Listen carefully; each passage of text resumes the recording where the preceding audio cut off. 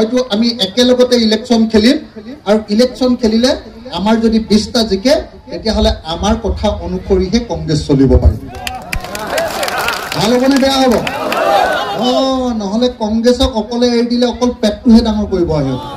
হয়নে নহয় সিহঁতে মানুহৰ কাম নকৰে গোটেই দালালি কৰিব হয়নে নহয় যদি আমি থাকো 4টা কাম কৰি দিম 4টা কাম এক যিবিলাক স্বদেশী মানুহ স্বদেশী শব্দটো শুনি লওক যিবিলাক অসমৰ বৈধ নাগৰিক স্বদেশী 71 চনৰ আগত অহা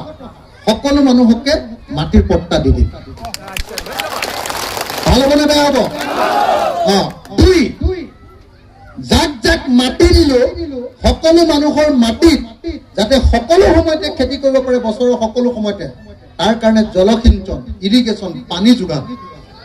বিনামূলীয়াকৈ কৰি দিম আৰু যদি খেতিয়কজনে নিজেই পানী যোগান কৰি লয় তেতিয়াহ'লে সেই মেচিনৰ ডিজেল বা ইলেক্ট্ৰিচিটিৰ খৰচটো চৰকাৰৰ পৰা দিয়াৰ ব্যৱস্থা কৰা তিনি নম্বৰ কামটো কৰি দিম যে যদি সঁচাকে সেইখন গাঁৱৰ মানুহে বছৰত 3বাৰ খেতি কৰে পানী যোগান দি দিয়াৰ পাছত বছৰত 3বাৰ এডৰা পথাৰত খেতি কৰে তেতিয়াহ'লে সেইখন গাঁৱৰ মানুহক 5খন ট্ৰেক্টৰ চৰকাৰৰ পৰা ফ্ৰীকে দিয়া হ'ব লগত বিনামূলীয়াকৈ বঢ়িয়া বীজ ধানৰ বীজ মৰাপাতৰ বীজ কবিৰ বীজ বিলাহীৰ বীজ যিবিলাক সোনকালে কাটিব পাৰে সোনকালে ফচল হয় উন্নত জাতৰ তেনেকুৱা বীজ বিনামূলীয়াকৈ দি ভাল হ'বনে বেয়া হ'ব ভাল হ'বনে বেয়া হ'ব আৰু যদি সেই 3বাৰ খেতি কৰে তেতিয়াহ'লে মাটিৰ খাজনাও ফ্ৰী কৰি দিম কিন্তু যদি খেতি নকৰি পথাৰ দৰা এনেই পেলাই থৈ দিয়ে তেতিয়াহ'লে খাজনা 3 গুণ বঢ়াই দিম ভাল হ'বনে বেয়া হ'ব ভাল হ'বনে বেয়া হ'ব পথাৰ পেলাই থৈ কোনো অসমৰ মানুহ ধনী হ'ব নোৱাৰে পথাৰ সকলো সময়তে খেতি কৰিবই লাগিব হয়নে নহয় এইকেইটা কাম মই কৰি দিম বুলি ক'লো এক কি সকলোকে মাটি আৰু মাটিৰ পট্টা দিম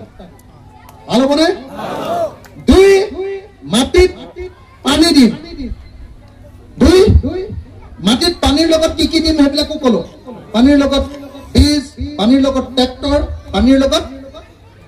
কি ক'লো খাজনা ফ্ৰী ফ্ৰী এটা দুই তিনি কি দিম জানেনে তিনি দিম এই যে আপোনালোকে পথাৰত যে এই যে মৰাপাতটো কৰিছে মৰাপাতটো কৰোঁতে পাতটো যেতিয়া বিক্ৰী কৰে তেতিয়া দামটো কমি যায়নে না আমি চৰকাৰে আপোনালোকে উৎপাদন কৰা সব বস্তুৰ আসল বেছি দাম দিম